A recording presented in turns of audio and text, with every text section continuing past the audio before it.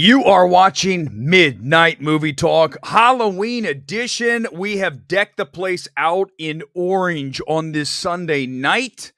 Thank you for joining us as we get into the top story of the day. Before we get into it, I want to mention that we have a ton of stuff to get to tonight. And we're going to get to your favorite horror film of all time. That is one of the key topics tonight. But as always on Sunday night, where do we start? We start with box office, and we ask this question: is Black Adam a failure? There are some out there saying this is not performing how we expected it to. This is not working out for Warner Brothers. So let's be, accurate. Let's go over facts rather than annoying conjecture. Here we go. We have the latest numbers here worldwide. Black Adam stands at $250 million. That is $111 million domestic, $139 million international, $250 all in. And if you look at the second weekend, we were down roughly 59%, so a shade under 60. You really want to see it no higher than 60 for a second weekend, certainly for a film that was not seen as widely opening weekend. As you know, 67 million is not a $167 million opening, right? So the more people that see it opening weekend, obviously that should mean that there's fewer available eyeballs for your film for weekend number 2, 3, on and on. In this case, not as many people saw it opening weekend. So we have this number here of 111, which is good. And I saw some people saying, hey, look at Eternals. Eternals was judged to be a bomb, and it has, similar numbers. And if you look, it does. I mean, at the same point in the cycle, we were looking at 100 and roughly 18. So it's about 7 million ahead if you put it head to head with Eternals versus Black Adam. Here's what I will say to anyone who wants to bring that up. Let's be real. The number one thing, and whether you want to admit this or not, it's truth. MCU is going to do better box office wise than DC across the board. Almost unilaterally, it's going to happen until things get turned around here with James Gunn running the show along with his producing partner. I think that we're still going to see the MCU outperform at the box office over DCU, right? And that's fair. It's not a bad thing. We're still looking at a very solid number of 250 million after 2 weekends globally for Black Adam. It's successful launch as far as I'm concerned. You have now introduced Dwayne Johnson, The Rock, into the DCU, can use him in different films moving forward. So I think anyone who asked this question, is it a failure? No, it is not. It is not a failure, okay? Is it as high as maybe I would love to see, closer to 300 million worldwide at this point, with maybe 150 domestic? Of course, but not at 111, 250. It's not a failure, okay? And Lonely Lizard straight up here on this Sunday night. I will not call Black Adam a failure unless we see it underperform in China. Allegedly, it is scheduled to open there coming up here in about 12 days, the 11th of November. So 12, 13 days from now. Now, we'll see what happens there. Obviously, that's a big market. We know that. And a lot of films didn't have the benefit of a China during COVID because it was in lockdown, the entire country. So we didn't get the numbers from China. China's a very crucial market for films. Everyone knows that who covers box office. So that will be big. And I imagine it'll do well there because it is The Rock. And The Rock is an international superstar.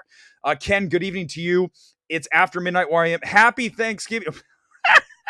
Thanksgiving. Oh my God. I've already pushed myself ahead. Halloween. How could I forget with all the orange all over your screen here on this Sunday? Good evening to you, Rel. What's up, everyone? So happy you guys are here. Chop, checking in. Love it. Thanks to everyone who's joining and has recently subscribed to Midnight Movie Talk. This is what we do, especially on Sunday night. We talk box office and then we pivot into other things. So I think that we're going to couple more here on Black Adam, then we're going to go because I want to get into your favorite horror film of all time because there's not a whole lot of stuff going on when it comes to box office. We've got nothing big that opened. Pray for the Devil opened this weekend with 7 million. It's a forgettable horror film. I'm not even going to see it. I have no interest in seeing Pray for the Devil. And then you have another weekend coming up here with nothing. And then we finally get Wakanda Forever. So we have a little bit of time before we really need to focus on box office again. That's why we're going to pivot quickly out of here. Quickly, Josh, he saw Black Adam. Absolute blast. It's a mess from start to finish. Has a ton to nitpick, no question whatsoever, but it was fun to watch. Ultimately, and did you not love the beginning of the film, right? where you have the compression of story, where we try to tell this like long intro in the space of about 5 minutes, because test audiences were definitely shown a longer version of Black Adam, and the studio said, okay, let's just go ahead and crumple this entire thing into this like 3 to 5 minute opening that's just like, what a boring way to open a movie. Right. I mean, if you're going to open a film, do not open it how they open Black Adam. It's just poor. When you open a film, you want to do James Bond. You want to get the audience into the film, and then you can even work backwards if you want. Open with something good. And here's where I'll say, and I was listening to it before I started here tonight, the Halloween theme song, especially the version that we get in Halloween Ends, slaps, right? The kids love to say it. I mean, if there is anything that slaps harder than the initial theme of Halloween Ends, when we come out of what have you done? It's like Halloween Ends. I'm like, oh my God, this movie's going to be amazing, right? We see the kid fall off the balcony, and then the mom screaming, and it just cuts her off. And you bring Halloween Ends in with the thumping Halloween, John Carpenter signature track. My God, I'm like, this movie's going to be the best thing I've ever seen. And then Corey. And then we get a film with 2 Michael Myers and Corey, the worst addition to any film in the history of cinema. One of them, without a question whatsoever. Okay, let's get into topic number 2 here tonight. And I saw it yesterday. We're getting to your favorite horror film, I promise. We're going to plow through this stuff, and then we're going to get into that. I saw Guillermo del Toro's Pinocchio yesterday at the Animationist Film Festival here in Los Angeles. So the big question that I think everyone wants to answer with this: will it be a Best Picture contender? Let's roll that back, and let's start with the number one thing.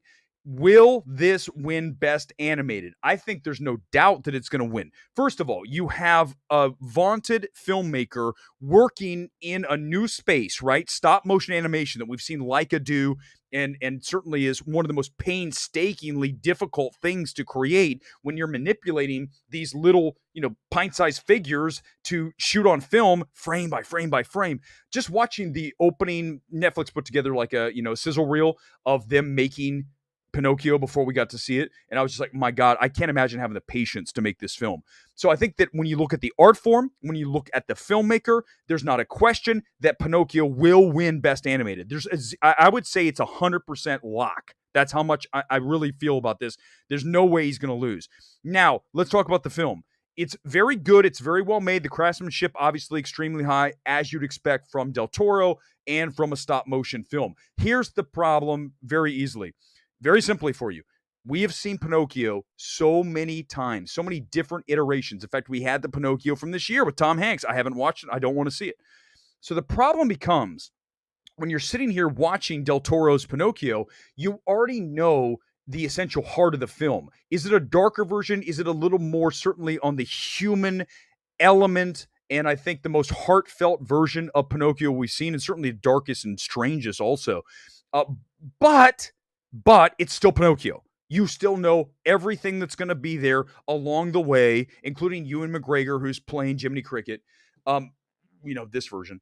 And so you end up with a film that you already know where we're headed, and there's not enough new in it for me to say that this is a Best Picture thing. It's definitely going to win Best Animated, and the other reason is, listen, it's a terrible year for animation, right? When you just look at Pixar's lineup, you've got Turning Red, which is not a good film. And then you have Lightyear, which is better, but still not a great Pixar film. We're not talking about Soul. If you want to talk about a film that should have been up for Best Picture, it's Soul. Now, we can say that there are issues with Soul, and there certainly are. I mean, the whole cat thing doesn't quite work. But we always talk about this in film. When you are pinging the top, right? When you are playing at such a high level throughout the high points of Soul, when you're stratospherically high, as I like to say, then you are now in the realm of greatness, and now you are where we need to be discussing a Best Picture situation with Soul. Didn't happen, but I just can't see Pinocchio being there. One more thing to get to before your favorite horror film of all time, okay? It's Decision to Leave. This is a film you're going to start to hear a lot about. If you're on Twitter, you already know what this film is. Okay, when you look at, I just mentioned, Soul in Best Picture. When you look at evaluating a film, when we're going to put it into Best Picture, you've got to have elements that are magnificent, that are the top of the top, right? That's where we're going to try to get those films in the Best Picture. When you look at Decision to Leave, you're looking at direction, performances, cinematography, score, and most importantly, when you watch Decision to Leave, and it's a film that requires a very large amount of bandwidth. You have to have a very wide bandwidth to get into this film because it requires a lot. The screenplay does. You've got this screenplay that really, at the end of that film is just something that, again, is extraordinary. And then you have the editing. The editing of Decision to Leave is one of the best, most uniquely assembled and artistically beautifully edited films that I have ever seen. I mean, ever. That is how strong Decision to Leave is from an editing standpoint alone. And when you throw in direction, performances, screenplay, score, cinematography, you are discussing a Best Picture contender, and that is what Decision to Leave is. If we had Drive My Car last year, a film that was admirable, certainly overlong, has moments of greatness, not nearly as many as Decision to Leave. So if we got Drive My Car in last year, we better, you damn well better be getting Decision to Leave in. I mean, it has to happen. So let's make sure that happens. Pick up the ball and run with this. I sent a tweet out saying we need to get this in to the discussion for Best Picture. Okay, comments coming up. Let's do it. The big topic tonight on this Halloween edition of Midnight Movie Talk. What is your favorite all-time horror film? I sat on this, I really thought about it, and I said, there's a bunch of stuff that I could rattle off, and it's very difficult for me to pick one. Let me pick a few films that I love. Some more recent, some from the past, but if you ask me initially, if you just said, what's your favorite horror film of all time? What film have you revisited the most that gives you that eerie, just overall feel and captures a setting almost better than any film that I can? There's so many films that do setting right, but this is a film that I think nails setting. It's John Carpenter's The Fog. It has the eerie just presence of the small town on the coast of California, and then you get the score, the Carpenter score. A lot of people dismissed The Fog when it came out. I think it's one of the creepiest ghost stories of all time. Has an amazing ending. So if you were to say right now, what is your favorite horror film of all time? What do you recommend that you watch tomorrow night when it actually is Halloween, or tonight after Midnight Movie Talk? I'm going to say watch The Fog. Films recently, Hereditary, clearly. I mean, Hereditary is a film that does better than what many films try to do. It delivers what it wants to do with max impact. So the goal of Ari Aster in that film is to rip your soul out of your body. And it's such a bleak ending that he nails it, right? I mean, the ending of Hereditary makes you question going on in life. I mean, it's so dark. It's so bleak. It's why it got a bad cinema score. It's why people, really have a hard time, admitting that they had such an impactful, meaning to you, is that it makes you feel like shit, right? And anyone who can do that, and Ari Aster did with Hereditary, I think that's a film we need to look at recently. So that's something from the past, The Fog, and something recently, Hereditary. I mean, not saying that that's like something that you didn't have on the list. Let's go through your films. I've got tons of other films that I love. Horror films of all time. I mean, tons. But these are two that I just want to throw out there. I want to get into what you guys are into here on this Halloween. Happy Halloween from Chile. Hey, Pancho, welcome to the show. Pancho and 70 millimeter. Oh my God. I think you might have just won the best MMT comment, just the name alone. I mean, in 70 millimeter. Films I've seen in 70 millimeter. The Master. Shit, has there been anything else? I saw, I know The Master. That's one. Maybe, I think I saw Once Upon a Time in Hollywood at 70 millimeter. That's two. I mean, it's rare. Even out here in LA, you don't get a whole lot of options to see 70 millimeter. I might have seen a 70 millimeter Blade Runner. I don't know. I think I did. I know I saw The Master, and I know I saw, Once Upon a Time in Hollywood. I think. Best horror movie ever. The Gods of Egypt. Joshua, no, I've never seen. I'm going to be honest with some of these you're going to come up with. I'm going to say, I've never seen these films. So this is a great opportunity for me to glean stuff from you guys and what you recommend that you are into when it comes to horror. Because I think right now, when you look at the horror space, you talk about the directors that are working now within the horror genre, okay? And let's start with Ty West. Let's start with X.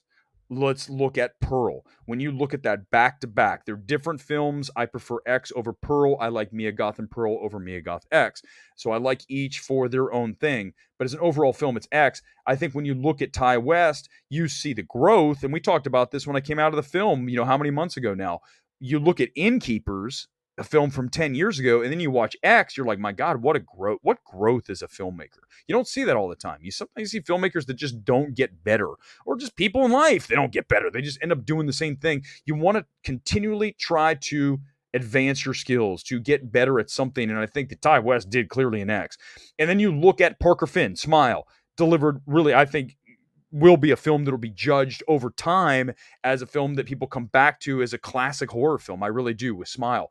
Then you have David Bruckner, The Night House, superior to Hellraiser. I mean, The Night House is the direction on The Night House, and then you throw in Rebecca Hall's performance. You're talking about upper echelon horror stuff right there. So if you haven't seen The Night House, you have to see that. So there's 3 directors right there. Then you throw in Ari Aster with Hereditary, and whatever he's going to do with this Disappointment Boulevard, we'll see where I could see him, he's morphing, right? He's going to do the dark stuff, but I don't think he's going to stay in horror. I could see a Parker Finn staying in horror. Ty West, I feel like, can branch out. I think Bruckner definitely wants to stay in the horror genre, and you can throw in Zach Krager from Barbarian. You guys know I'm not as high on Barbarian as some of you are, but I do think that I see a lot of promise as a director, some of the choices he makes technically, sure. And from a screenplay perspective as well. I mean, I just think that it's derivative of so many other things. Certainly Don't Breathe. So these are some of the things recently. When we get to horror, you look at the space and you're talking about some of these directors that are really going to be directors we follow over the years that become something huge. We'll see how they morph and change and grow and get into, awards films and end up things like, I love Rose Glass. I can't wait for whatever she does next. She's not doing a horror film, by the way.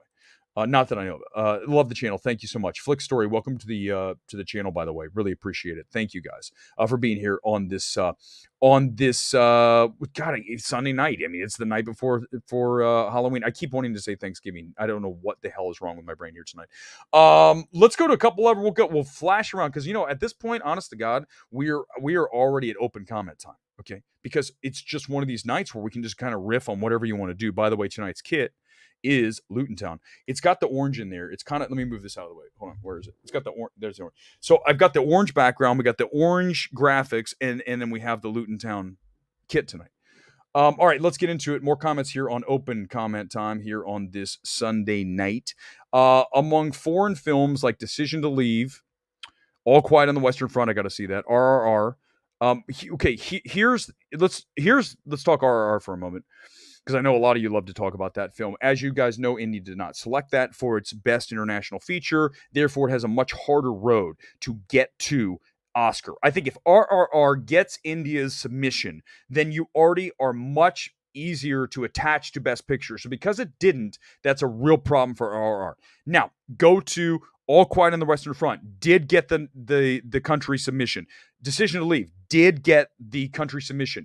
So you instantly, I think, with those 2 films, you're ahead of RRR. I really, even as much as a phenomenon as I think RRR is, I still believe that it's much easier to get your film from international into Best Picture rather than just having to get it straight into Best Picture. That's the problem. India screwed up. I mean, it is a magnitude of just like a 9.9 magnitude mistake by India to not pick RRR. You could have possibly won, and now you don't even have it in there. So short answer to that is that you're looking at Decision to Leave and All Quiet on the Western Front, I think, have the best shot to get in.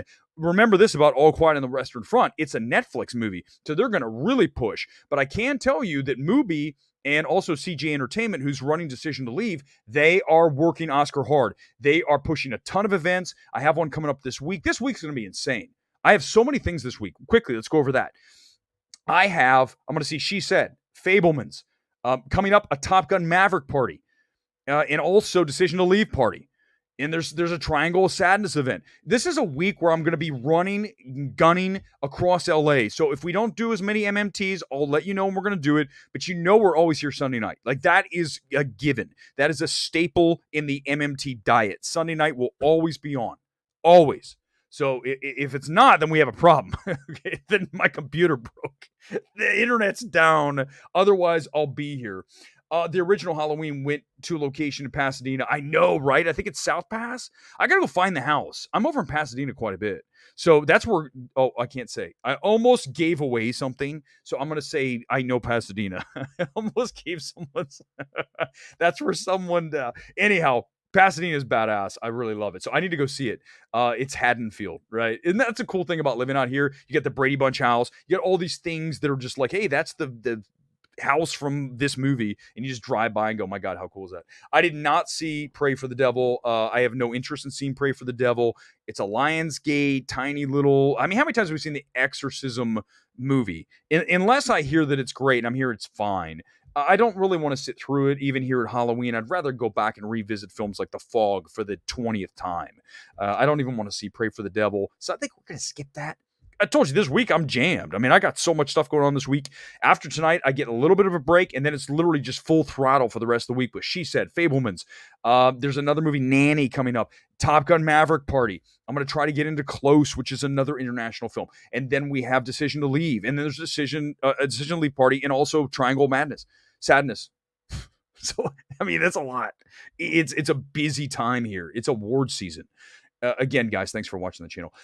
When Black Panther embargo ends, it's coming up the week of release. I believe the embargo is on the 7th, and it comes out the 11th, to my knowledge. So I think so right in there, you're going to get the reviews. You're seeing the social reaction.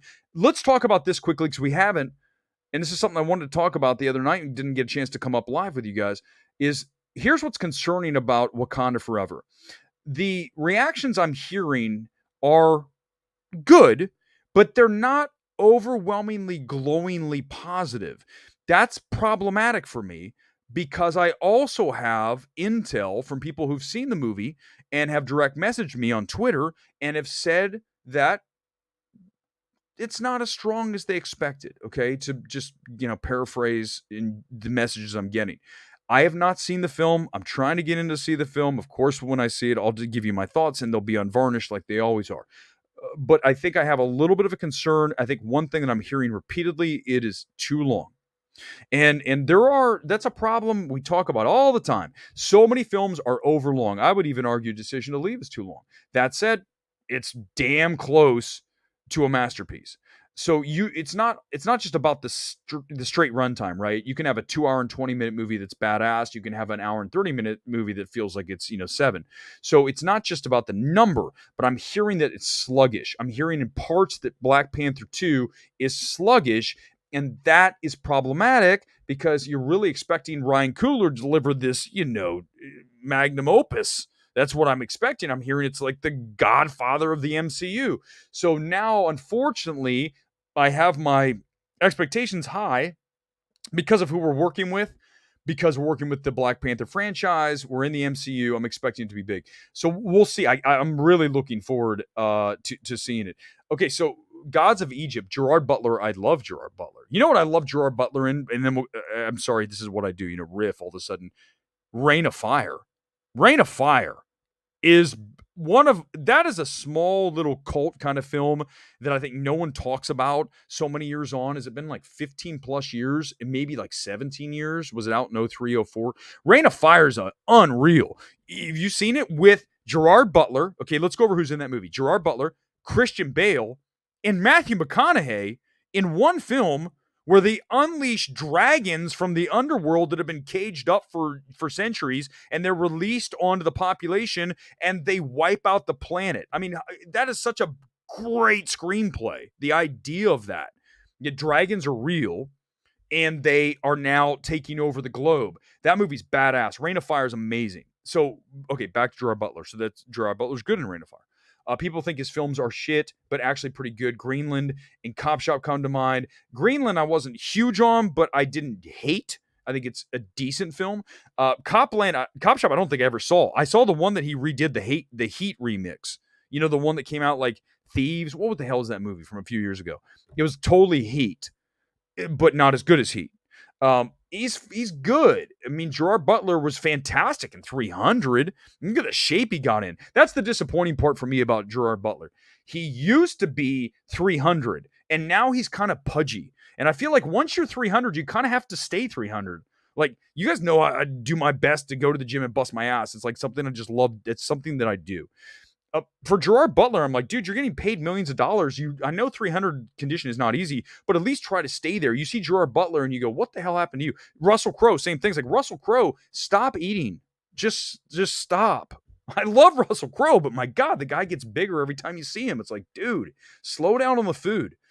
Rusty, Halloween 1, 2, H2O. I love H2O is very good. As a trilogy versus the Resurrection. Yeah, listen, the recent trilogy is not great at all. I mean, like, at all. Even 18 isn't good. And let me tell you, the reason is that psychiatrist, the evil shrink, that whole thing maybe, I literally almost walked out of the theater. It was so bad. Let's do it again, because there's no reason not to. After Halloween kills and Halloween ends, there's no way in hell I am letting David Gordon Green direct The Exorcist. Anything involved with The Exorcist, I'm going to put him on, because he's Universal. So let's just say he's under contract to Universal. I'm going to put him on a Peacock preteen drama. That's what I'm doing with David Gordon Green. I'm walking out of my office. I'm firing him from The Exorcist, and I'm saying, we're going to put you on this preteen drama that we have coming up streaming on Peacock. That is where David Gordon Green belongs. That was brutal. Oh my God, that was brutal. But it's true. It's a hunt. Give me a like, because what I just said is boom, dead on. David Gordon Green, fire him from The Exorcist. You cannot let him near that. You can't. It's November 8th for the, okay, so it's close. It's the 8th. I said the 7th. I was off by a day. All right, let's see what else we got here on this Sunday night. Top Gun will end up being the highest grossing movie of 2022. Avatar only has a 2-week window. That's correct. Technically, Avatar does open now. I forget how they do those records. If it opens in 1 year, but then makes the most of its money in the next year, I feel like, yeah, technically Top Gun will win. I still think Top Gun wins over Avatar. I have a little bit of concern about Avatar 2. I feel like the younger kids don't give a shit about the movie. So you're asking for this thing to do another billion plus. And yes, maybe in China it'll do very well. I think it'll do good money here. But talk to some younger kids. You think they do not care about Avatar? No one's talking about that. We're all just, it's like all these middle-aged white, forget it. I just literally called myself out. But when you have these guys who are like living in 2009, the young kids don't care about James Cameron and they don't care about Avatar. So stop pretending that Avatar 2 is just going to like pop to open to like $400 million opening weekend, you guys. Do you not talk to kids? Do you not have kids? Ask them. Say, hey, do you want to see Avatar Way of Water? They go, yeah, they'll roll their eyes and go, I guess. Is it going to be on streaming? No one wants to have that discussion. The rest of you, oh, it's going to open with $700 million. Look at this. Avatar 2's preordained champion of the universe when it comes to cinema. It'll never be beaten. You're like, guys, talk to kids. They don't want to see it. They don't care. They'd rather watch an MCU movie. Put more money on Black Panther 2 than on Avatar 2. Oh, Eric, what are you talking about? Come back and visit me when Avatar 2 comes out. And you're like, oh, there it was. Another thing that he prognosticated correctly. Rusty, good evening. Welcome to the channel. I think I already used a comment of yours if I didn't say your name. There it is. Sinister and Possession are two of the best horror movies I've seen in recent years. Sinister is something that we come back to a lot with Scott Derrickson that clearly got him, into Doctor Strange. And we got this huge, really great career, I think, going with him when you look at the Black Phone as well. Sinister is a really cool film. I think it's one of Blumhouse's better films. When you look at the Blumhouse roster, Sinister is one of those films, right? It is Blumhouse. I'm 99% certain it is. The other one that's Blumhouse that doesn't get a lot of talk about is Upgrade. Upgrade is a Blumhouse. It is a film. I believe they have something to do with it. I don't know if it's straight Blumhouse, but Upgrade's amazing.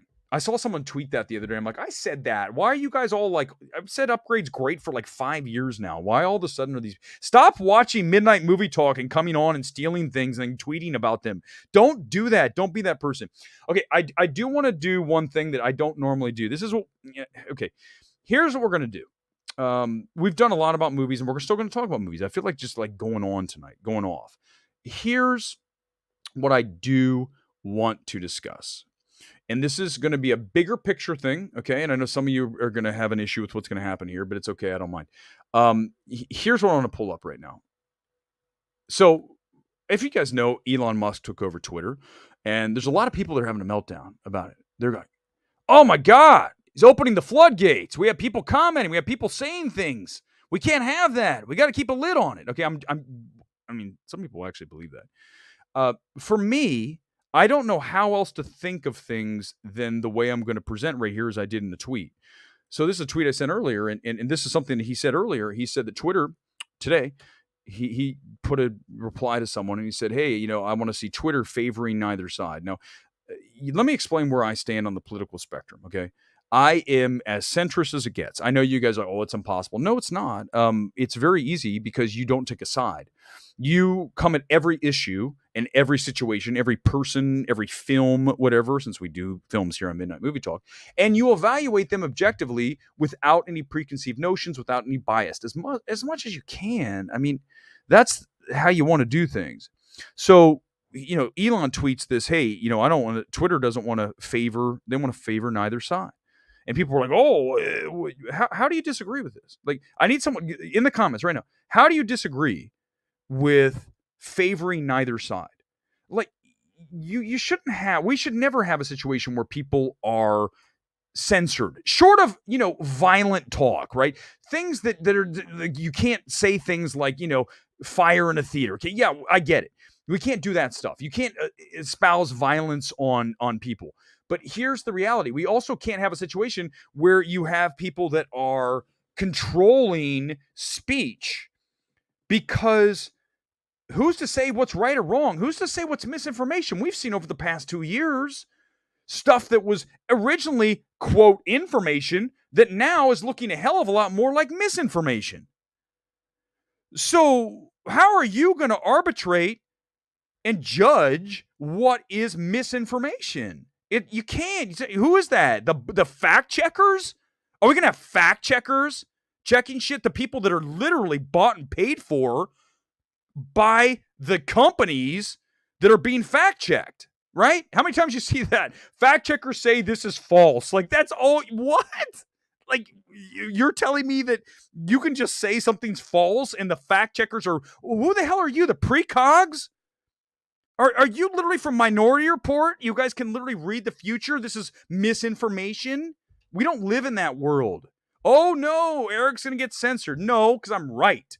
I'm 100% right here. Do not tell me what is information and what is misinformation. I'll figure it out for myself. I want to read it all. And I put that in a tweet today too. Give me a second. I want to read it all. And then I want to decide for myself. I don't need to be nannied into my decisions in life. I'm a grown-ass man. I'm a man. I'm 40. Come after me. Some of you got that. Like one person out there got that. So when you look at putting a lid on people having opinions, give me a break. It's just ridiculous. Here it is. Here's my tweet from earlier today. Give me all sides of the story, asking all the pertinent questions. Then we make our own decisions where the truth lies. I can't fathom being someone wanting to silence other voices. If you're offended by those voices, there are mute and block buttons at your disposal. Use them. Succinct, to the point, 100% accurate. Do not be someone who's like, I don't want to hear this person. Don't be that. Did you see the video of the kid? Okay, we're going to get back to movies, I promise. But it drives you crazy. So of course I'm going to come on here and go off. Do you see the kid who's whining because he's working at Starbucks? He's had a tough day and he's like, this is hard. Dude. Okay. I've had so many shit jobs in my life that I've done. And let me tell you one of the worst. Okay. We don't talk about crap jobs. I didn't get on my phone and go, I'm having a bad day today. Please help me. I worked at Putt Putt. You guys know what that is, right? Of course you do. It's miniature golf. Okay. It's a chain that was all over the Midwest. So I'm in Columbus, Ohio as a preteen kid. My mom's like, go get a job. I'm like, fine, I'll work at Putt Putt. So I worked at Putt Putt, and one of the many jobs I had was to clean the entire place. So to go through, we had tons of video games, old school arcade games, wipe these things down. Also, you need to serve food. Also, when you have a moment, we need you to take this gigantic, super ass heavy leaf blower and blow the entire course down. All 36 holes with this, like, no joke, 75-pound leaf blower on my back. And I'm this kid that weighs, God, 120 pounds back then at Lucky. And I'm just like going, and I'm blowing down the course. And I'm like, this sucks. And I got through the summer and I made my extra money and I bought like a cassette deck. But the point is that jobs generally suck. So kid, get used to it. This generation has been told over and over that they just get shit handed to them, right? Oh, I'm going to whine and then I'm going to get what I want. No, yeah, you probably did most of your life, but unfortunately the real world doesn't work like that. You've got to work to make your money, and sometimes the job isn't that dynamic or that exciting or certainly glamorous and can be hard. But, when you've received participation trophies your whole life, then you think everything is just handed to you. I mean, we have people in this space, right? In the film space, that come walking in and they're like, I'm a critic. I'm a film critic. I'm like, well, yeah, you can call yourself that, but here's how it really works. You do it day in, day out over the course of many years, and then you're judged over time on your evaluations, your critiques of certain films, and say, hey, wait a second, I'm noticing that Jimmy is really good at this. They can really spot screenplay issues, technical issues, cinematography, score. Janie's really good at overall picture evaluations. Will it work with an audience? Will it work with cinephiles? You can't just come in and get it. And these kids these days just expect to be handed stuff. It doesn't work like that, man. I mean, it does, but you're not going to appreciate it for the first thing because you just got handed something. You're going to be like, oh, just give me. And the reality is it doesn't work like that. And you guys know, I told you, I go to the gym, I bust my ass. I'm in really good shape. Do you know why? Because I go to the gym 5 days a week and I work hard.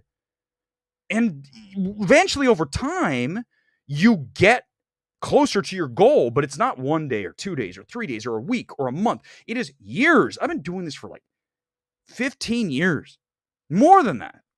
So who do you think is going to be further ahead? Someone who's been doing it 15 years or someone that just started a week ago?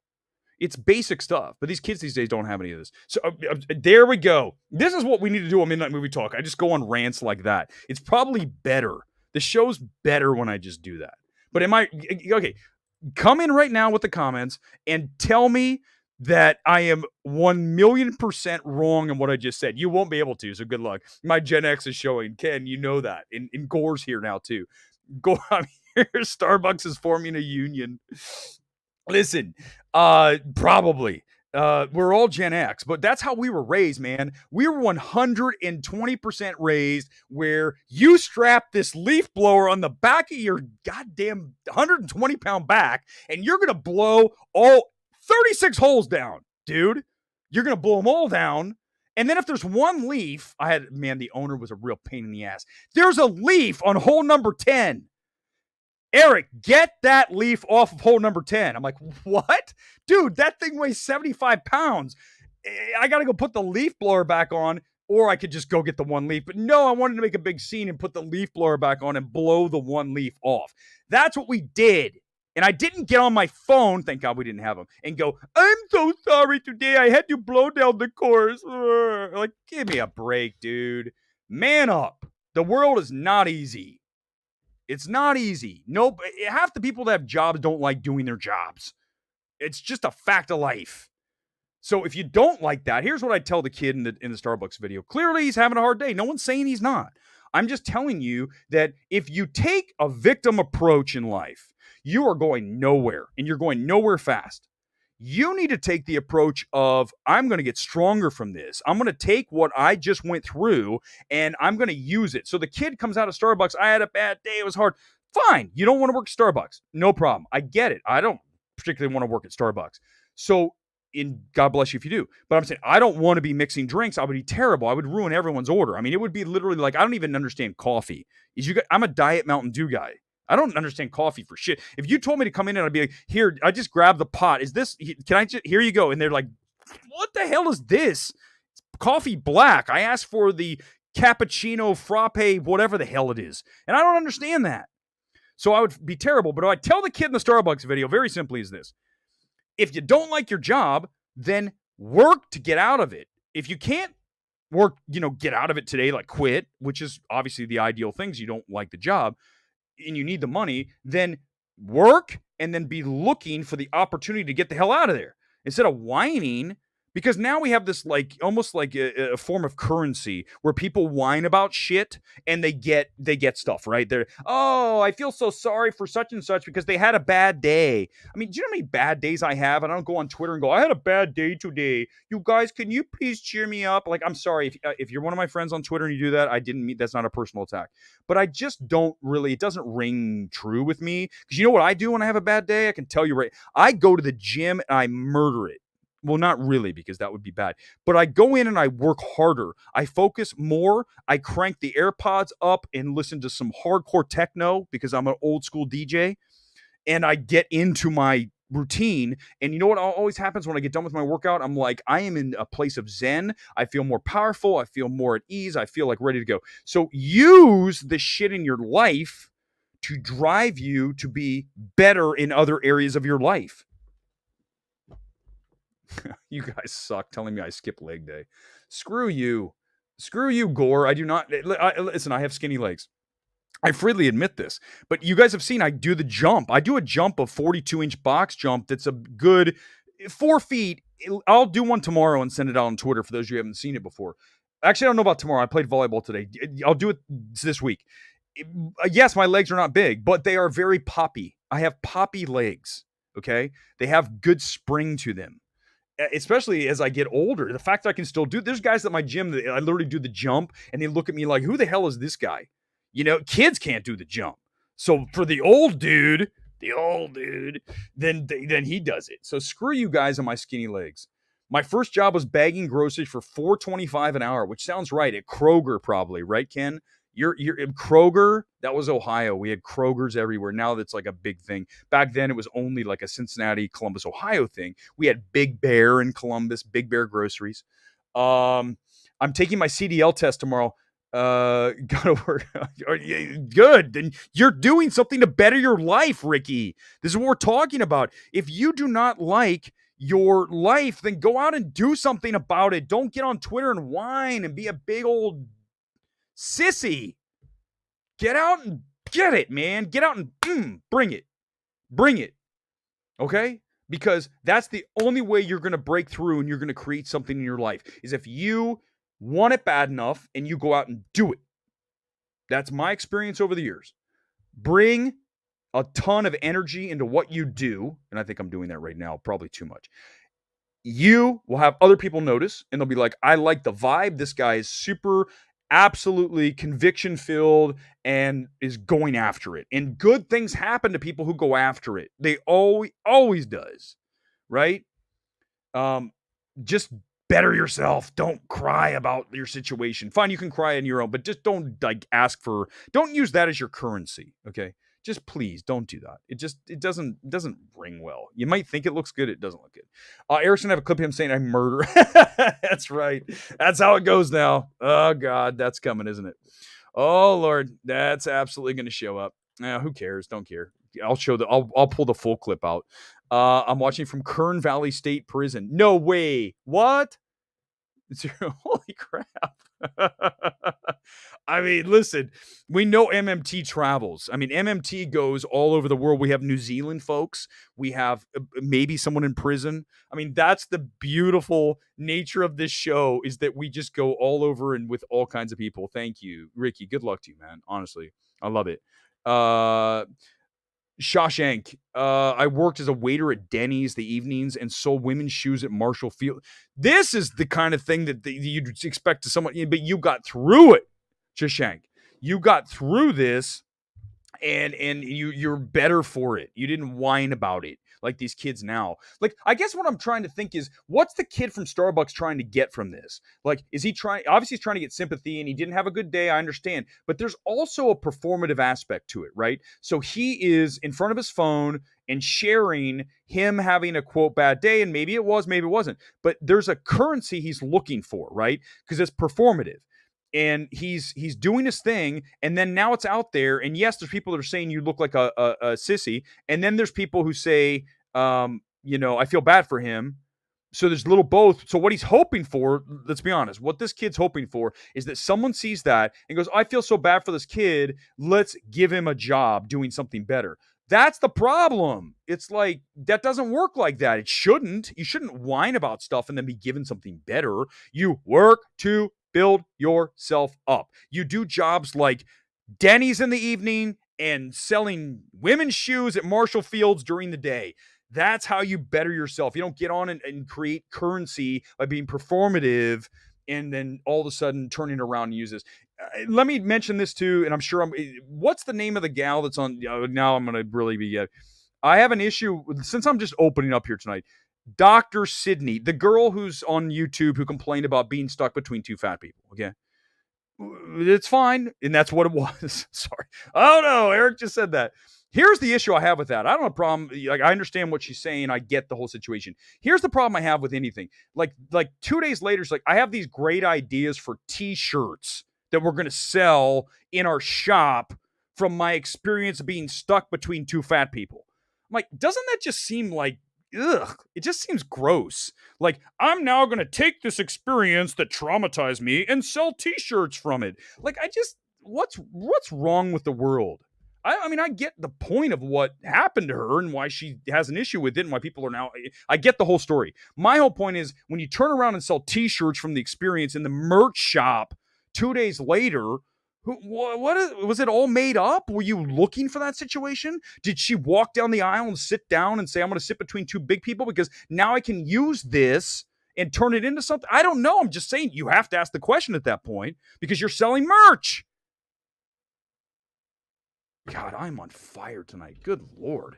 I mean, literally, this is like the best stream because it's just nonstop, 100% dead on stuff. Right, cell phone? 100%. Nothing I ever say is like insane. It's just sound thinking.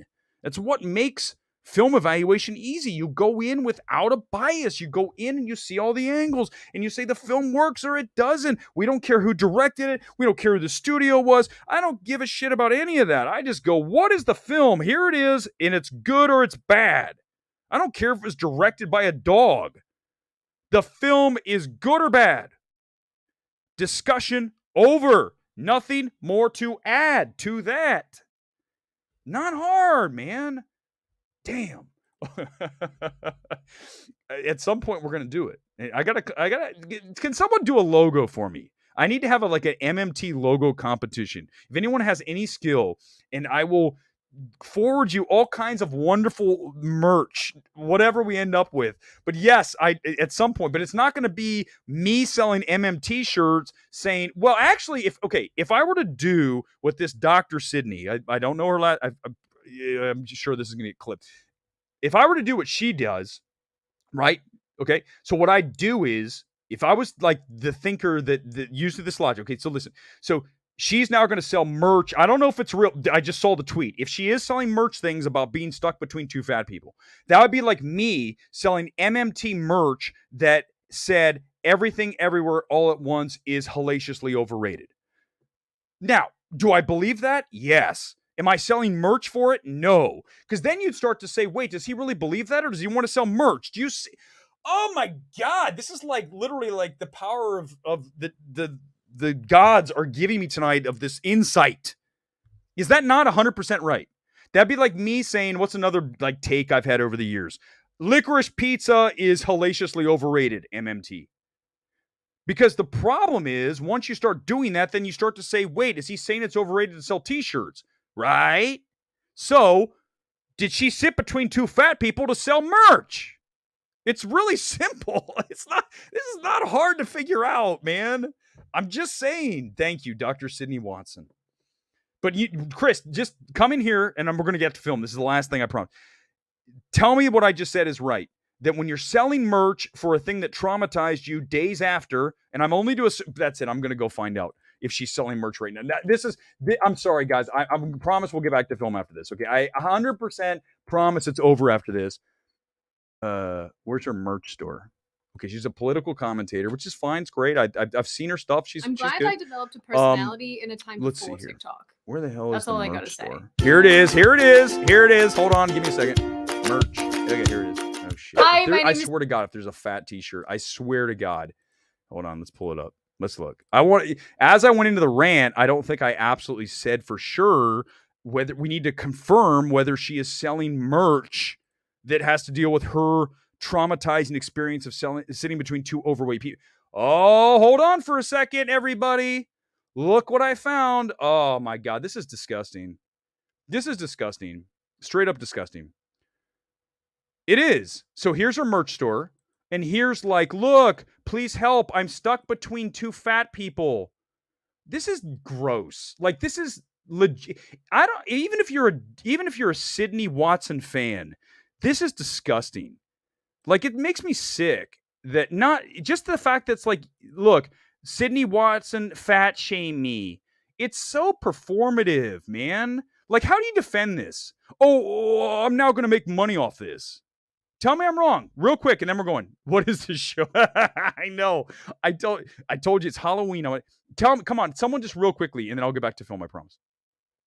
Tell me how, when you see that this person who went through this all of a sudden is selling a bunch of stuff, not one or two, a ton of Sydney Watson. I'm selling. Look, she has mugs. She has Sydney Watson fat shame me mugs for $20. How much was the shirt? Like $40. Okay, I'm getting back to film, I promise. But I think this is what I do when I talk about film, is you call people out for shit, and this is what makes me, I told you, a centrist. Apparently, she's on the conservative side. I'm sure she has things I agree with, but I definitely don't agree with having a whole merch section selling $40 hoodies saying Sydney Watson fat shame me with a whale.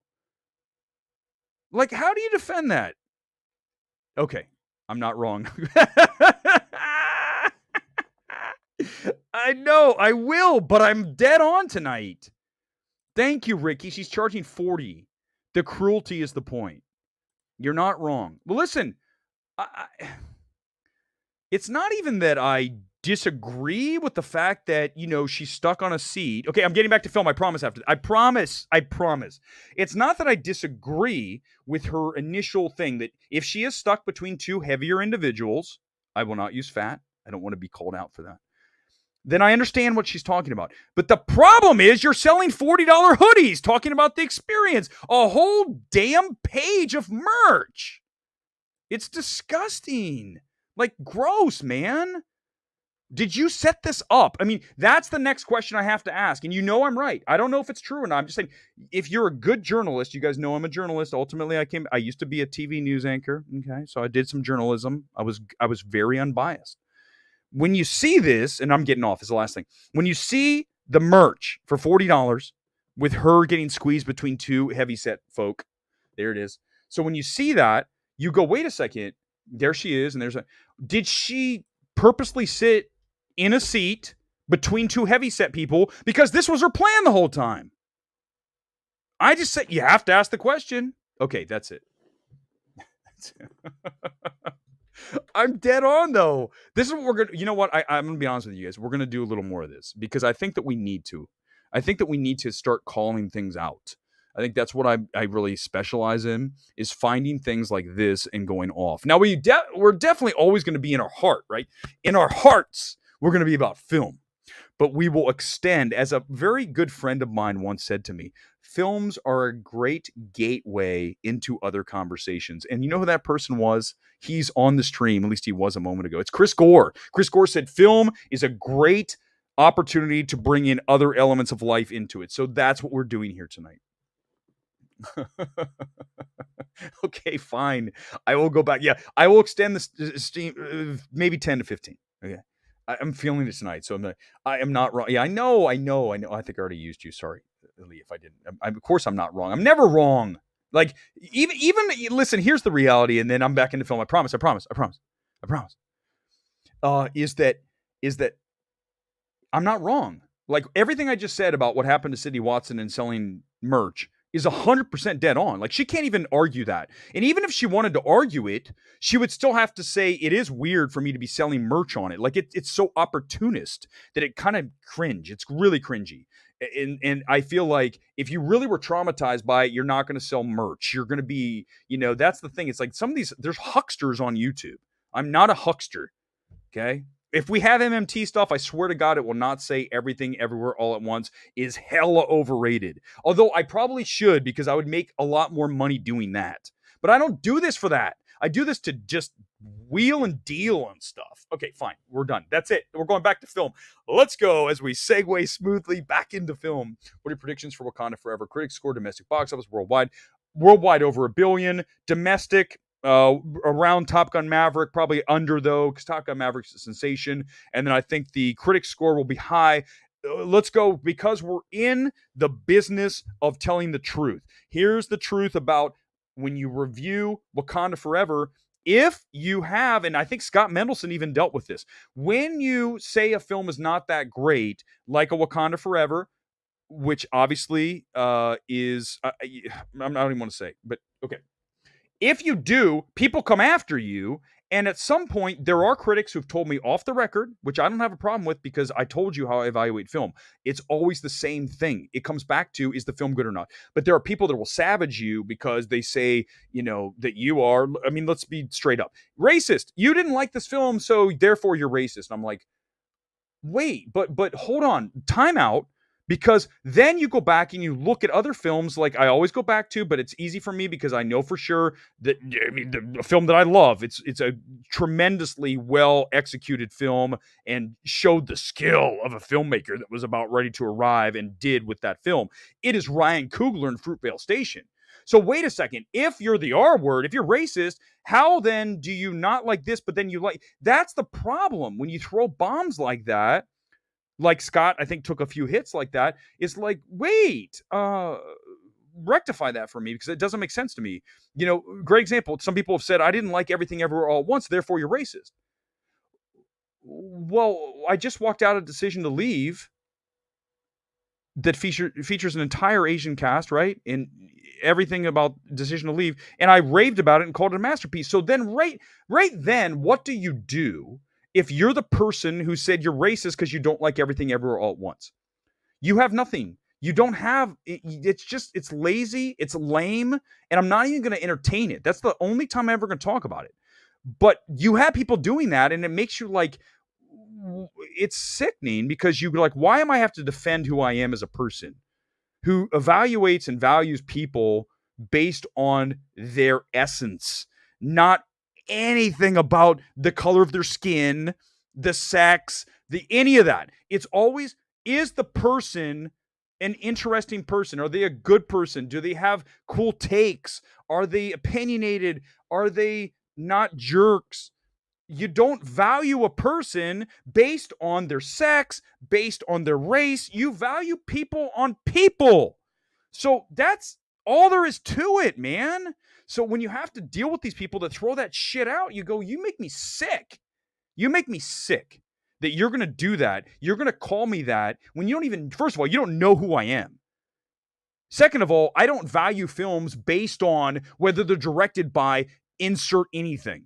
I value a film based on the quality of the film. Over. I'm right again. Give me a thumbs up because I'm 100% right again. It's like, it's not hard to be dead on 99.9% of the time because all I spit are facts. 1,000, everything literally is facts. Okay. Everything Everywhere All at Once is overrated. Movie's good. Definitely. It's not a masterpiece. You got to be kidding me. It's not a masterpiece. The fact that we're even having a discussion that a movie that features hot dog fingers, dildos, rocks with googly eyes, and I know what but it's deeper. No, it's not. Raccoonatouille or Ratatouille, whatever the hell the name of the raccoon from Ratatouille is, whatever you want to call it. We're going to talk about that We're talking about that as a best picture. Allen Iverson, practice. We're talking about that as best picture. We're talking about best picture. And you're talking about Everything Everywhere All at Once?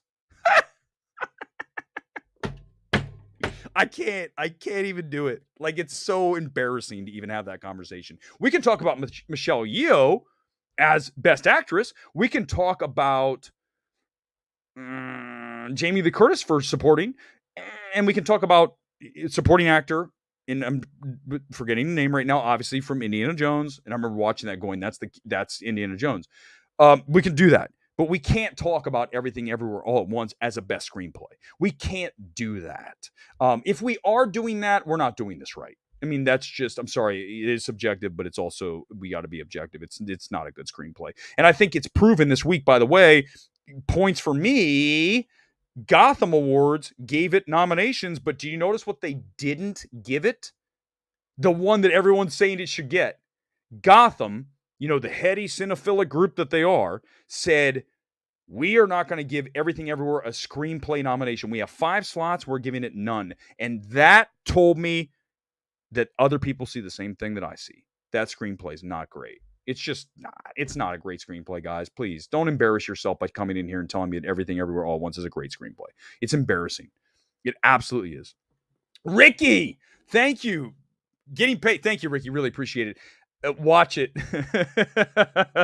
You're lucky you paid for that comment. You are lucky that you paid for that. I have to read it. Halloween Ends as a masterpiece.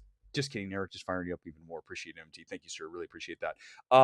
Listen, it's definitely not a masterpiece. But I don't know if I've ever seen a film like Halloween Ends where the opening just slaughters, right? I mean, Corey babysitting kid over the balcony, mom screaming, "What have you done?" Dun, dun, dun. I'm like, holy shit. I was sitting next to Jeff Ewing at Universal when we saw that a few days before it opened. And I looked at him and I go, yeah, like this is going to be great.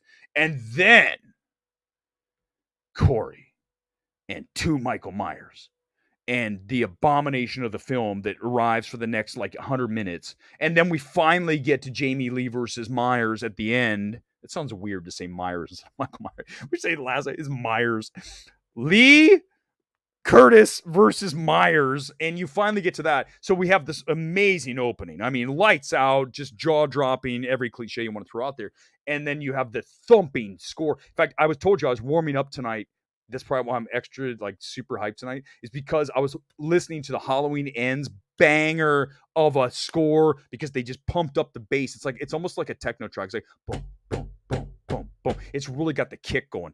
And I go, oh my God, this movie. I looked at Jeff and I'm like, this movie's going to just crush. And then, oh, what is happening? What movie am I watching? And it turned on it and I never could come back. Even with the ending, you put Michael in the grinder. It's not a good, man, it's so bad. But that's a great example of a film that is a masterpiece of an opening and then a shit rest. File that one away whenever in something. What's a movie that I could be like Erick Alper. By the way, I saw this comment and I like it. Erick Alper is a guy on Twitter. I'm going to spit facts again, everybody. Hope you're ready. Here's what happened. So Erick Alper is a guy who I think is a music writer. He's a whatever. And someone had a comment today. It's like, do you ever ask such boring questions? Is there anyone that do anything else other than ask boring questions? Every day, Erick Alper is just like, hey, what's a movie that you think is 10 out of 10? Hey, what's a song you think is underrated? Hey, what do you think is the best day of the week? It's not really deep thinking. It's literally just let's come up with a random question and have people interact. And I get it. That's cool. I get it. If you like that, it's fine. But when that's all you do as an account, for me, I want people that literally have strong takes, not asking questions all day. There's another guy on Film Twitter who does that. And I actually had to block him. I can't look at these questions anymore. They're just lame questions. They're not insightful. They're not a good take. It's what's your favorite movie of the year? It's we've all done it, okay? But I'm saying do something. Say, what's your favorite in the year? I'll tell you, for me, it's X.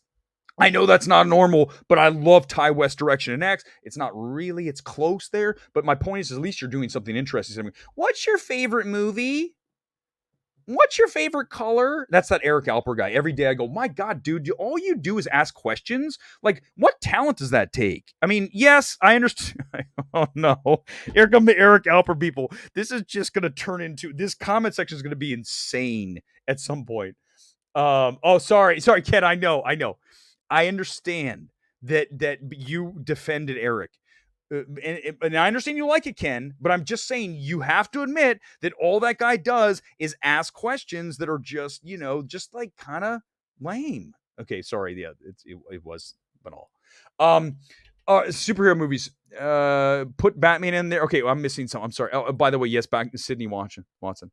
That was good. I hope, listen, not that I can tell you this. I didn't just do what I did talking about Dr. Sydney Watson to get traction. Okay, that was not the point of that. So just, let's make sure that's 100% clear. I did that because it was sitting, I was literally, I think I even follow her on Twitter. I've watched a few of her shows. Someone I know is a real big fan. So I said, I'll watch. And I go, okay, I like sort of some of the things that are going on here. But then I saw selling the merch and I go, oh my God, like that just rings false. So I have a real problem when things are not on the up and up or things look weird and not just saying it. Okay, I can't stop. I've said it before. I'm afflicted with Jim Carrey liar syndrome, which is I can't tell a lie. It's very, very difficult. Like even reading the tweet here, I had to have. It was really difficult for me to get through that. But as you guys know, when we have the super chat, you go straight to the top of the line. So when the show gets out of control, which by the way, it's coming soon, because when you attack Dr. Sydney Watson, here come the trolls are coming. But I'm just saying what I'm right is right. What I'm said is right. I mean, it's 100% correct. It's weird to be selling merch for some issue that you made this big deal. I can tell you, if I had to sit between two, I'm sorry, I'm not going to do it. I promise, guys, it's going to be short. I promise I will not go on. If I were to sit between two heavyset individuals on a plane, I, first of all, wouldn't send a picture about it. I wouldn't do it because I would feel weird about that. Because even though I agree with I wouldn't enjoy it, I wouldn't make myself the story of I'm between two heavyset people and it was really, oh my God. And then it turns into this thing where she sent a tweet to me. It all feels very performative and very, look at me, I'm now in the news cycle. Look at me, I've got attention. When I said I didn't love Everything Everywhere All at Once, and I think it's hellaciously overrated, I didn't do that to get attention, to get new subscribers. I did it because the film is overrated. Nothing else. I didn't say, if I send a tweet saying Everything Everywhere All at Once is overrated, then I'm going to gain 50 subscribers. No. Or in her case, 1,000 or 10. I mean, think how many subscribers she gained from that. Because she was in the national news. This YouTuber is stuck between two heavyset, can't say fat, two heavyset people. And she was traumatized and she raised it to the level of customer service for American Airlines, I think it was. And now sells a whole page of fat shaming merch. It's gross. It's just gross. And even if you're a fan of Dr. Sydney Watson, you have to admit it rings gross. It just does. I mean, that's the reality. And this is, by the way, everything I'm doing tonight is exactly why the studios do not trust me. Because when I come in to watch a film, I'm going to say, this is the reality of the film. And I don't care. You have to be fearless in those evaluations. You cannot say, I'm going to hold back here. And if I see Black Panther 2, Wakanda Forever, and I say, it's not good, I believe that. And here's why. And that's it. There's nothing else. There's no agenda. But the reality is I'm not going to walk into it and say it's good because I have to or to gain access, because I clearly don't. You guys, if you've ever missed my Gray Man rant, that's one of my favorite nights. I mean, that was epic. Tonight's close, but I'm ranting about different things tonight. The Gray Man episode, go back and look through. Gray Man episode, one of my favorites that I've ever done. Because it was just like I went to the premiere. They gave me the popcorn box. They said, do you like Ryan or do you like Chris? I said, personally, I would prefer Ryan. I don't think he looks good with a goatee. He looks better with stubble than a full-on goatee. But, he's got a good scowl going on. He looks tough. Gray Man's terrible. What a bad movie. But that night was amazing. But I came out of the premiere, Netflix, and said, hey, Erick, you can come to the premiere.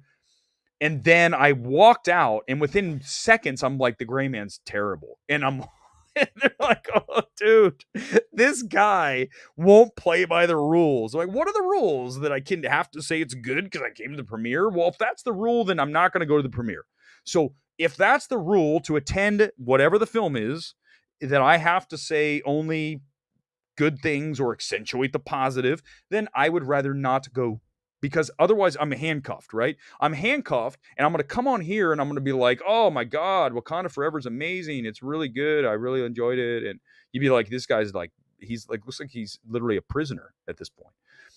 So no, part and parcel it will never be quid quo pro with me, ever. It'll be, show me the movie, here's what it is. I mean, I told you guys the story that I came out. I'm not going to say who it was, because I think they even watch here and have occasionally watched MMT, so I got to be tiptoe. I saw a film recently that I actually had the production studio call me, say, hey, call me on my cell. I want to get your reaction. I said, okay. This is going to be awkward, because I didn't really love the film as much as some people did. And so I had to get on the phone and say, listen, I like some things about it, but I have some concerns about XYZ. So overall, I'd say it's good, but I don't think it's great. And what would be easier in that situation? Much easier to tell people what they want to hear. But that's not who I am. I want to actually be real. And I think that ultimately, even though the person and the people might not have enjoyed what they heard, over time, you are validated. And I just did that in the Film Courage video. Go look for it. It's one of my favorites. Just posted the other day. The value of sticking to your guns. And I go back to the film Defy Bloods. And the day that the embargo broke, we all had a chance to watch it on our streaming links, because that was in the middle of COVID. And I said, oh, I can't wait to see Defy Bloods. It's Spike Lee and Black Klansman, just of recent Spike Lee. Black Klansman is great. I love Black Klansman. What a really smart comedy. Obviously darker comedy, but still comedy. And when you watch it, you go, and then you watch Five Bloods, you go, oh my God, this movie's not good. Like, this is objectively not a good, like, borderline bad. And I got on Twitter and I saw all these reactions that were going out. This is exactly what we're talking about, where they're like, oh, this movie's great. It's another masterpiece from Spike Lee. And I'm like, dude, what are you talking about? Like, what are you even talking about at this point? And then I had to send my tweet and say, wait, this movie's not good. And then everyone came after me going, you don't know what you're talking about. But here's the deal. Is that I was right. Because Defy Bloods ended up not being a huge hit, right? It didn't get a whole lot of awards, if any. Did it even get one Oscar nomination? And everyone was like, oh, it's Spike Lee's best film ever. And that's the danger. You have people in this space that want to say positive things. I'm going to call them out again, because I've done it before. I'm doing it again. There's someone who works at Fandango. I really should just say the name. You cannot be a film critic at Fandango. You can't have film opinions, because everything you say is positive. So why are you even tweeting? Like, what's the value of what that person has to say? I can help you. It's zero, because they're only going to say positive things. So how can you, like, what's the point of even listening to that person?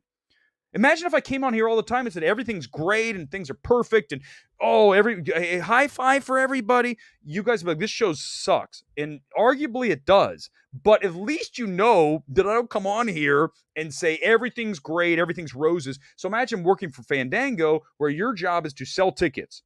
And your job is to work at Fandango, and then you send tweets out saying everything's great. And then when something's really good, you have to actually put in your tweet, you really need to listen to me, guys. First of all, if you are a valued voice, you should never have to put in your tweet or in your words, you got to listen to me this time. I mean it for real this time, because that tells me that you know you're a shill. Because you are always going to say positive things. Like, what's the point? Don't even tweet, or just say, I'm a paid endorser and I can't say anything bad. If I say something bad, then I can't do my job. And there's a lot of people like that. They have to be cheerleaders. But you can't be a film critic. You cannot be a film critic. A film critic has to step up to the line and call things what they are and cross the line if you want to. But watch out how far you go over it. But don't be afraid to stand in your truth. That's what we do. Exactly. Fandango's trying to sell tickets and voodoo digital copies. You can't work at Fandango and say a movie's bad. First of all, if I ever got high, I could never. I am 100% off the board. Okay. I love the NFL draft. I always say I value films much like doing an NFL draft. Okay. So here's what I love to do. Player evaluations, in this case, film evaluations. And I can tell you right now, as a player, worker evaluation, Erick Weber is off limits. He is 100% cannot be employed by us. Not because he's not good. It's because he is a loose cannon. He is absolutely a mercenary. And we can't have him in the company because he's going to trash a film that we're trying to sell ads for. So we can't have him. But it's not about what I'm saying. It's not about the value of my opinions and my evaluations. It's about, watch out, he's going to destroy the gray man, and Netflix is going to get on the phone to one of the trades or whatever and say, hey, man, you can't have one of your guys saying that the gray man's terrible. We can't have that. So you need to do something about Erick. Well, that's why I don't work for a publication. This is why I have my own website, Awards Ace and MMT now, because I want to be able to tell you what the reality of the situation is rather than be beholden to the corporation or the studio to say positive things. Like, when I came out of Smile, they used my reaction tweet quote in the Smile ad where I said it's destined to be a classic. I believe that. I believe that 100%. I did not say that to get into Paramount Smile marketing. I believe it. There are people in this space that say shit to get on the box cover. They do, man. They absolutely do. I'm not saying everybody by any means. I'm saying there are people who do, like, oh, look, I'm on the Dune cover. It's not, by the way, no, I think Lindsay Barr is actually very good. She's a very good critic who has the thing. But yeah, that you be leery of those people. I'm not one of those people. If I come in and say a movie's good, then that's good. All right, I'm gonna go another 5 minutes. I went long tonight because I went off on different things tonight, so we didn't do as many movies. Anything else? Let's see. Go away. I'm trying. Where are the super chat? I read the super chat. Are there more? Oh God, I'm sorry. I'm learning this. Give me a second.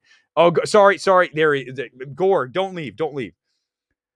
I've got to read Chris Gore's chat. To everyone, please. I'm going to read this very seriously. I know you love Bros, and new gay-themed movies are coming out, like Spoiler and Bottoms. How do you think they'll do since Bros bombed? I feel like I talk about performative. Now I feel like with the addition of super chats, I feel like I have to now I'm performing. But if you want me to be honest, I think, listen, we know what happened with Bros.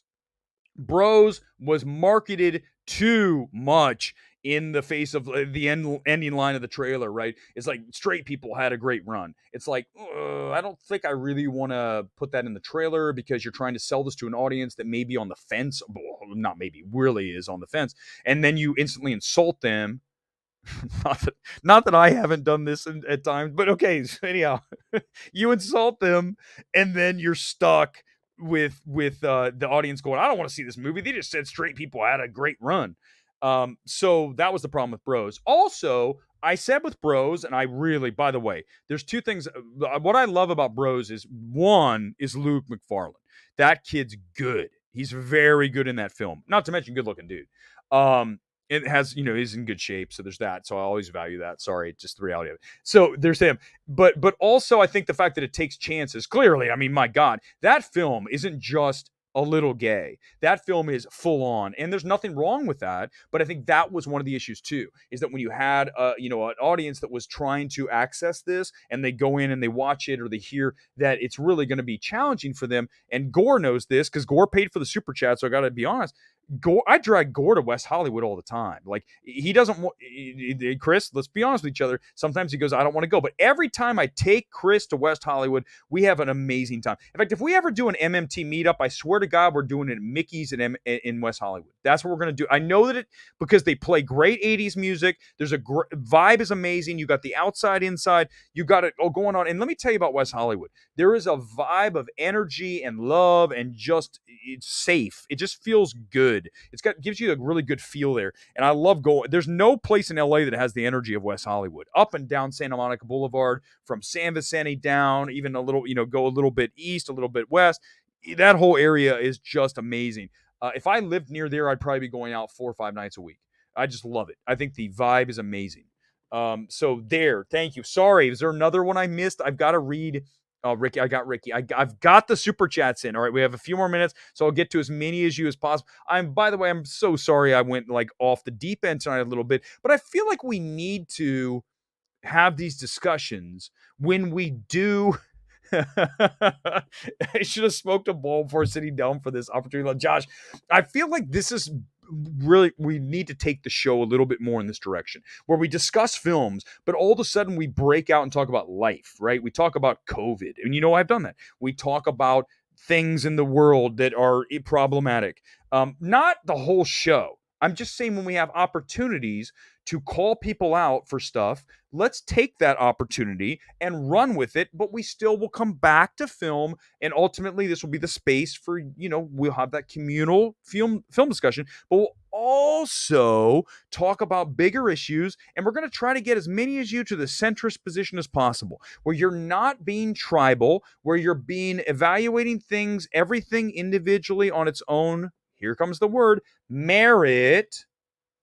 And that's it. I'm a very strong believer in merit. I think it's the only way to do things. Can you imagine if we did film like we do sports, or sports like we do film? Okay, better.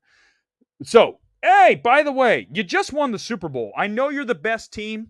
Like this discussion of Cate Blanchett in Tar. I know you just won the Super Bowl, but because it's not really fair to the other teams that are playing in the National Football League, I feel like you need to sit this one out. We're not even going to have you in the playoffs. We're not going to nominate you for the playoffs. Now, merging into film, we're going to say we're going to go somewhere else. Can you imagine if sports work like that? So why are we doing that in awards? Why are we doing it where Cate Blanchett already has 2 Oscars, so we can't have her win another? We need to spread the love around. Here's the problem with that, is that she's so great, it's a once-in-a-decade performance, that if you're doing that, you're doing an incredible disservice to the art of awards evaluation, and it's all about merit. Why are you giving awards to things that you don't believe are the best? The hell is that? Then you're back to the kid at Starbucks whining because his whole life has been participation trophies. So when you have that and you don't get your way, then you're like, where's my shiny trophy? We just lost 77-0, son. I still want my trophy. You lost 77-0. Get in the goddamn car. That's how we were raised. I got 1 trophy in baseball. We got to the World Series, and it was a runner-up trophy. I didn't get the champion trophy. I'll never forget. The Yankees Little League team in Gahanna, Ohio. I did not win the World Series. And to this day, I use it to drive me to get to the next level. Every day in the gym, every time here on MMT, I'm like, let's go. Screw you, Twins, for beating us in the World Series in Gahanna, Ohio when I was 9. I hate you. That's the takeaway from tonight. Use stuff in your life to better yourself. Do not become a victim, and do not leave Cate Blanchett out of the Best Actress conversation. There, we wrapped it all together with a nice tidy bow on MMT Halloween edition. The show is over. I am done. I have gone nuts tonight. I think it was the best show. I do. I got to be honest with you guys. Give me a thumbs up if you thought it was at least entertaining. And we'll be back again soon. Remember, this week, I've got so many things. I can't promise when we'll be up live again. Check the community tab, okay? Check my Twitter. Check things like that to see where we are. This week, I've got She Said, Fableman's, Top Gun Maverick Party, Decision to Leave Party, Nanny's, a small film I'm going to try to get to, Close. I've got so many things going on this week that I don't know how the streams are going to go, because honestly, I want to kind of be hanging out, drinking a vodka tonic with Gore at an awards party, even though he wants vodka soda. And if you bring Chris Gore a vodka soda, or actually a tonic instead of a soda, he will literally throw it in your face. This happened to me, I swear to God. Gore cannot deny this. Took a drink and threw it in my face and said, I said vodka soda, you son of a bitch. And I go, my God, dude, it's just vodka tonic. Why are you such a jerk? I think Gore's gone. I think think I got that in. Gore's gone. That didn't really happen, but I will say this. By the way, thank you, Kim, for that. The best movie show. I mean, ultimately, it's a movie show, but it's kind of not. It's kind of like this weird. It's okay. That's what we do. I always say this, and we'll wrap. I say that this is the Riddler show in the Batman. That is when you're not all serial killers, but this is the Riddler show where we have a small niche audience that riff on things, and I tend to be outspoken. But so what? Who cares? It would be boring if I came on here like the guy at Fandango. Everything's good. Look at this. This is the best movie I ever saw. Oh my God, did you see this? It's so good. Everything's perfect. It's great. This is the lamest show I've ever seen. Or the Soups Kid. Oh, look at that. That guy's all blah, blah. Like, that's not what we're going to do. It never will be. If you want to watch that, go somewhere else. Instead, we'll be running the Riddler's weird-ass show here on MMT every single Sunday night and whatever night I choose to go live again. The MMT outfit. At some point, we're going to have to... I need a logo, guys. Help me. That's it. I need someone make an MMT logo, and we'll rock this thing, and we'll get the merch out of me sitting between two fat people, and I'll sell MMT, don't get stuck between fatties. I mean, that's what she's doing. I can't stop myself, guys. I'm so sorry. I can't even, I'm done. It's over. The show today has more quality than Netflix theatrical slate. I would say that's accurate at this point. Certainly, although, to be really more accurate with that, I feel like I got to go another hour. No, I'm not doing it. Is that we would have to have, well, there's no editor tonight, so we kind of went crazy, which is what Netflix allows all their directors to do. Just make whatever movie you want. Make what punch drunk. Find love on the new dating site. Oh my, that's it. We're closing with this. You know that we've made it.